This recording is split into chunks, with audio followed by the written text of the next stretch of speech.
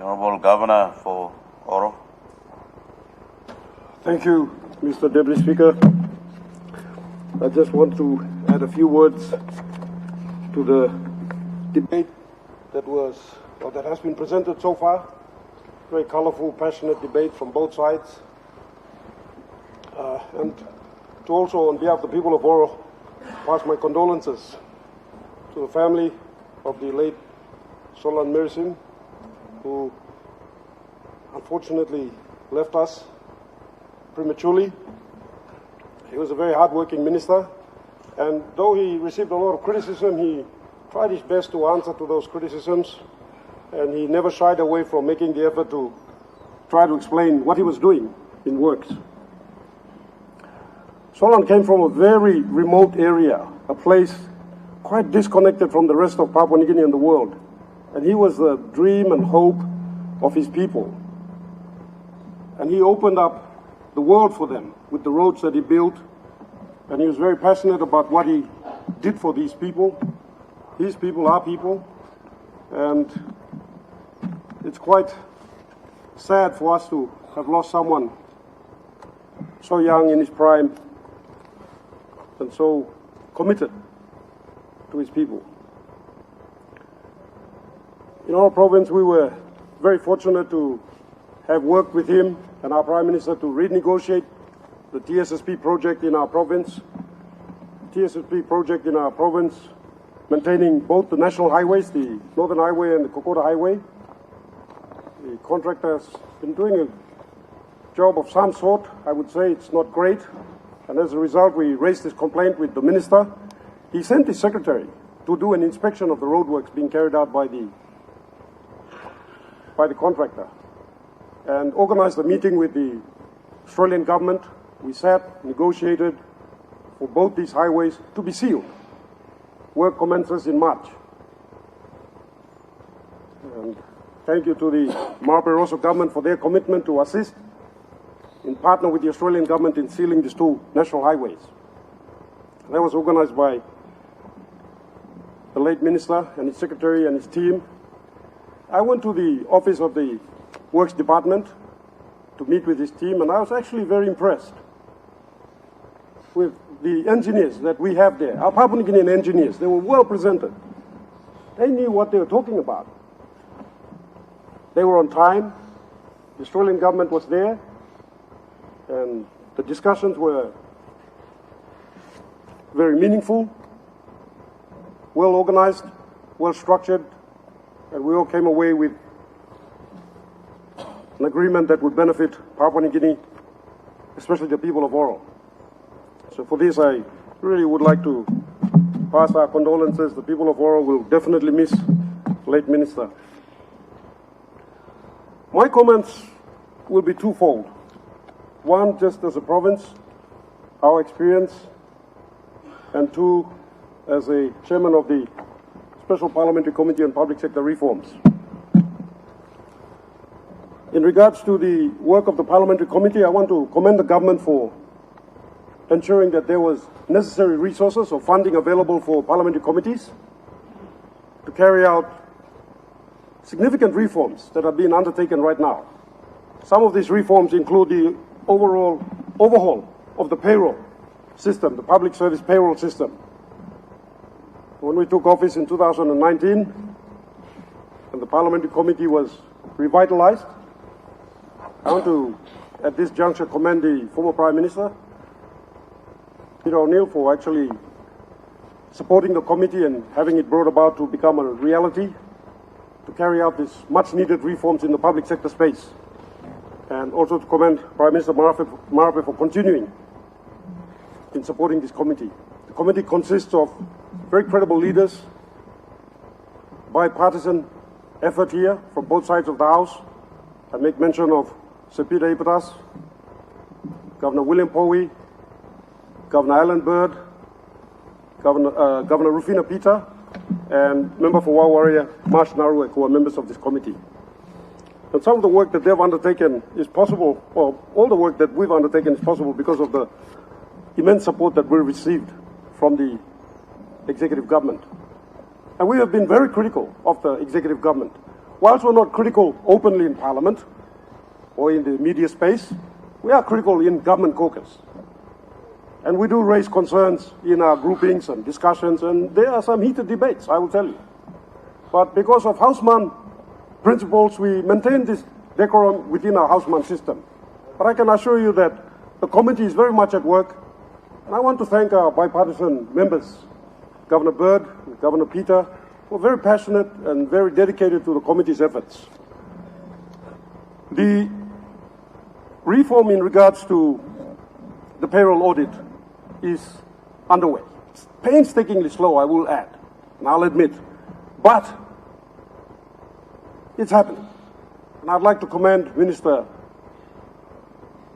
Sungi and Minister Opa, as well as the Treasurer, who has organized meetings to create a ministerial committee and a secretariat to ensure that the 74 recommendations in the payroll audit are implemented. I will still urge the government to continue its best to ensure that these recommendations are implemented as soon as possible, 11 of which are very much outstanding. And once we do that, then we will be able to save 26 million kina a fortnight that's occurring every fortnight in payroll fraud. In regards to the committee's work, the other efforts that we have undertaken is a review of the statutory organizations. And I have to say that, the comments that were raised by members of the opposition, they're actually spot on in regards to how these organizations perform. In that these organizations are not performing as they ought to, in the interest of our people. The statutory organizations were created in such a way that they can actually raise their own revenues. And these revenues are supposed to fund inspections, audits, and enforcement type activities, investigations and prosecutions against individuals and companies that are here breaching these laws in their efforts for their own interests. For example, in forestry, for example, in alluvial mining, and we will get to fisheries eventually. But by and large, we found that all these organizations, they all need a complete overhaul. They all need a complete overhaul. So much money is leaking because these organizations are not performing their duties, their roles and responsibilities. And we've heard about grey listing. Well, one of the reasons why we're moving towards grey listing is because these organizations aren't performing. FASU, which was a creation in 2011 of the reality that we have signed up with the rest of the world to combat transnational crimes, of which money laundering is a serious problem. FASU was created as an intelligence platform to get information from intelligence sources abroad, international organizations, etc., and then disseminate this information to the statutory organizations that I've mentioned. It has issued, since 2011, 2,000 notices. Not one of these notices has been acted upon. These statutory organizations have not acted on this information to investigate and prosecute the organizations and individuals that are in this country essentially raping and plundering our economy. And that's one of the reasons why we're moving towards the grey listing. But the fact of the matter is, at least we are making the effort to rectify this. I want to commend the government for making this effort. For instance, bringing about the National Monitoring Authority. We worked with the government to do this. And now we have an organization who will be carrying out diagnostics of all the organizations, including the statutory organizations that are supposed to be performing, and giving us a report as to how they ought to be better structured so that they can perform to the best of their abilities to the interests of our people. I would also like to propose to the government, through you, Mr. Speaker, that there has to be a serious review of the NTRA Act. Right now, the NTRA Act is carried out in such a way that it scoops up all revenues from statutory organizations. And I can understand why it did that, why the justification for this act, in that these statutory organizations were not utilizing those funds as they ought to have been. These are funds raised from permits, licenses, inspections, and various other services provided by the statutory organizations. And a chunk of those funds should be going into enforcement activities, inspections, audits, investigations, and prosecutions. Most of these organizations, perhaps all of these organizations, are not doing that. In fact, they're pulling the funds in a trust account and abusing it.